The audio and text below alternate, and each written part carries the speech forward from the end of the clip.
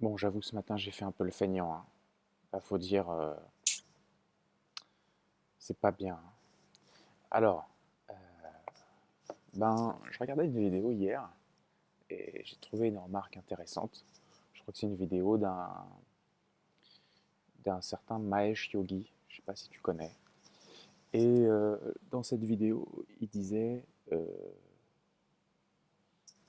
entre autres, hein, l'éducation de l'homme, euh, l'éducation orientée vers le travail est un poison parce que l'homme devrait plutôt être seigneur des situations et des éléments et des lois de la vie, plutôt que esclave des situations, des éléments et des lois de la vie. Il devrait plutôt être l'employeur des lois de la vie, plutôt que l'employé des lois de la vie. Et c'est bien ça aussi le malaise qu'on peut ressentir dans nos sociétés modernes. On sent bien que le métro, boulot, dodo, il y a quelque chose qui fait dans l'être humain qui, ça colle pas toujours. Alors évidemment, quand on est passionné par ce qu'on fait, on n'aura jamais à travailler en quelque sorte. Mais il y a comme un rythme, tu vois. Et aujourd'hui, on pourrait dire oui, mais dire ça, c'est pas responsable, travailler, c'est normal, blablabla. Bon, en fait, toutes ces croyances qui constituent la société dans laquelle on est, il faut se demander, tiens, justement, là où il y a des pays, enfin, au Tibet par exemple, où c'est, je crois, le produit intérieur brut, en fait, enfin, ils évaluent ça en fonction du niveau de bonheur que l'être humain il peut avoir dans sa vie plutôt que le niveau de richesse qu'il possède, etc. Donc, oui, il y a des personnes qui pourraient dire oh, c'est pas responsable de dire ça, mais parce qu'en fait, ils sont pas au courant, et je ne te dis pas que je le suis non plus, hein, d'un autre mécanisme possible, parce qu'évidemment, si on se recentre tous en nous, comme on est en train de le faire, si chacun on rejoint cette zone dont il parle le Mahesh Yogi, eh bien, c'est certain qu'un nouveau mécanisme va se mettre en place. Tu vois, si on pouvait à un moment donné, je ne veux pas faire de philosophie ce matin, je te cache pas qu'on va passer à l'action. Euh, si on pouvait finalement laisser le centre, les aspirations profondes se mettre en place et qu'on puisse tous devenir des passionnés de ce qu'on fait, donc du coup de devenir des maestros ou des artistes de ce que l'on fait, quel que soit ce que l'on fait, euh, le monde ressemblerait probablement à autre chose déjà. Bref, on ne va pas réformer le monde aujourd'hui, hein, bien entendu, mais c'est juste l'idée de revenir sur le plan de ce qu'on se dit et de se dire que finalement, si on est esclave de notre pensée, qui est elle-même conditionnée par toute cette culture, toutes ces choses, bah forcément, on la subit. On subit les lois, on est dans le je dois, on est dans le il faut, on n'est pas forcément dans le j'aime, je fais, j'adore cela, je me réjouis à l'idée d'eux, etc. Et donc, il y a beaucoup de. Tu vois, le chat, il est d'accord avec moi là-bas, hein. Donc, du coup, voilà, pour la petite info de ce matin, je crois qu'il est temps de. Ce matin, l'énergie, elle est là quand même, hein, mais j'avoue que j'aurais pu dormir encore un peu. C'est pas forcément une finalité que de se lever à 4h30 du mat pour méditer, hein. Je te le dis tout de suite, hein, c'est juste une façon de partager les expériences avec toi, mais c'est pas forcément une condition de réussite. Quoique se lever le matin, comme on l'a dit sur la première vidéo, c'est quand même super bien quand tu as terminé, entre guillemets, une grosse partie de ta pratique personnelle et que le monde se lève ensuite. Parce que c'est des choses que tu as pu à faire après, même si je t'encourage vraiment de continuer de le faire après. Alors voilà, bah écoute, tu sais quoi? Je viens de voir une grenouille tenter de se suicider. Je l'ai vue tomber d'un arbre de 3 mètres, comme une crêpe qui tombe au sol, comme ça. Qu'est-ce qu'une grenouille, d'après toi? faisait en haut d'un arbre? Grande question. Et ça permet de rebondir sur le fait que on est tous faits pour quelque chose. Je veux dire, un poisson c'est fait pour nager, un oiseau c'est fait pour voler, et toi tu es fait pour faire ce que tu aspires à faire, pour reprendre ce qu'on disait précédemment. Bon, heureusement, il y a le pouvoir de la vie à l'intérieur d'elle qui l'a ressuscitée, tu vois, parce que maintenant, vraiment, elle s'est éclatée sur le sol, et pendant quelques secondes, complètement immobile, tu vois, KO. Et bon, elle s'est mise à rebouger. Bon. Eh bien, on va continuer cette conversation dans la piscine, comme la dernière fois, sauf que moi, je vais être dans la piscine, et toi, tu vas être en dehors de la piscine par précaution. J'avoue, ça fait du bien, mais il pèle ce matin.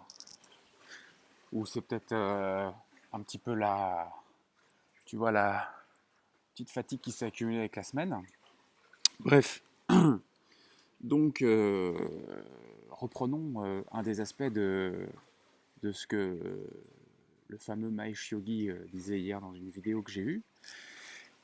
C'est finalement l'unification entre l'aspect dynamique et l'aspect le plus immobile de la réalité. C'est-à-dire l'aspect le plus silencieux, le silence absolu, et l'aspect dynamique réunis ensemble dans une jonction, une cohérence, une synchronisation, une combinaison parfaite.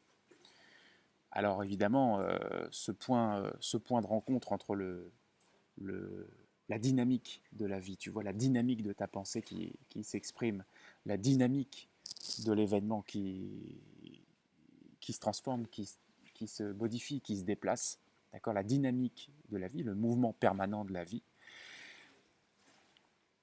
c'est l'observation, encore une fois, de cette jonction, tu vois, quand on dit être au point zéro en amont des croyances racines, de qui on croit être, par exemple, ou d'une croyance, d'un filtre de perception de la réalité, c'est quelque part commencer à revenir vers ça.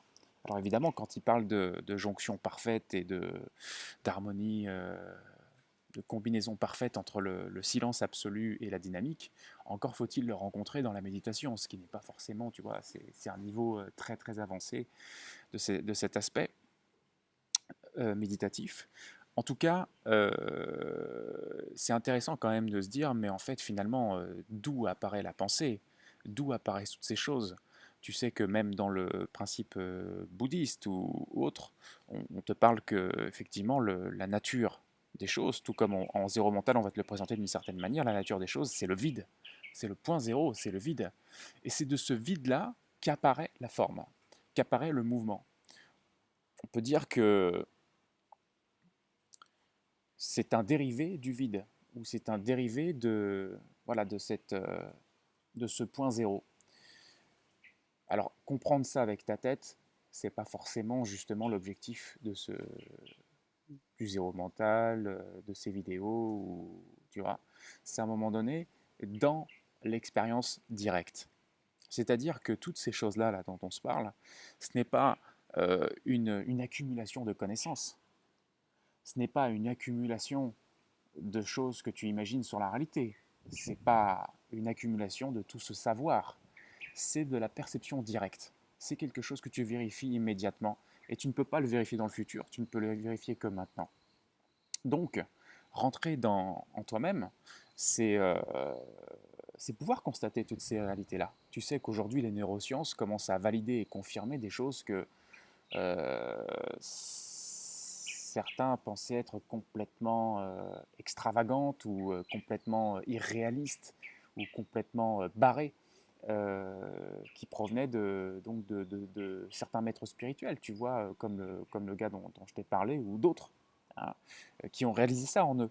Hein, quand ils te disent qu'il n'y a rien, que la réalité n'existe pas, ou que, entre guillemets, c'est du vide, ben voilà, on commence à constater quand ils disent ouais, mais en fait, tout ce que tu perçois, c'est une illusion. C'est une illusion. Aujourd'hui, avec les neurosciences, on sait que le cerveau ne peut pas voir la réalité, il ne voit que le reflet de ses propres schémas. La réalité, on ne peut pas la voir, on ne peut que l'être. Donc, toutes ces choses-là, font que même la science rejoint progressivement, on n'y est pas encore, hein, progressivement, les choses communiquées par des, appelons-les des sages ou des éveillés ou des libérés, bref. Enfin, encore faut-il faire attention quand même, parce que voilà, tous ceux qui se prétendent l'être ne le sont pas forcément. Et puis je pense que, voilà, en tout cas, vous avez quelques références quand même, euh, notamment dans l'hindouisme, l'Advaita, le Vedanta, le soufisme, le bouddhisme. Vous avez quand même des maîtres qui sont maîtres spirituels, si on peut les appeler comme ça, hein, qui sont intéressants à lire. Voilà, donc c'est la fin de cette vidéo. Encore une fois, qu'est-ce que tu peux faire aujourd'hui? Tiens, observe le mouvement. Observe le mouvement et sois en embuscade derrière chaque nouveau mouvement qui va se produire. Et ça va te placer naturellement en état d'observation. Ça va même également te faire prendre conscience de certaines choses dont je ne vais pas te parler tout de suite. Voilà, mais que tu vas pouvoir constater par toi-même à différents niveaux. Donc je te dis à très bientôt et souviens-toi, tout ce qu'on se dit là, c'est un antivirus, donc partage-le de la façon que tu préfères. Évidemment, commence par l'appliquer sur toi-même. À plus.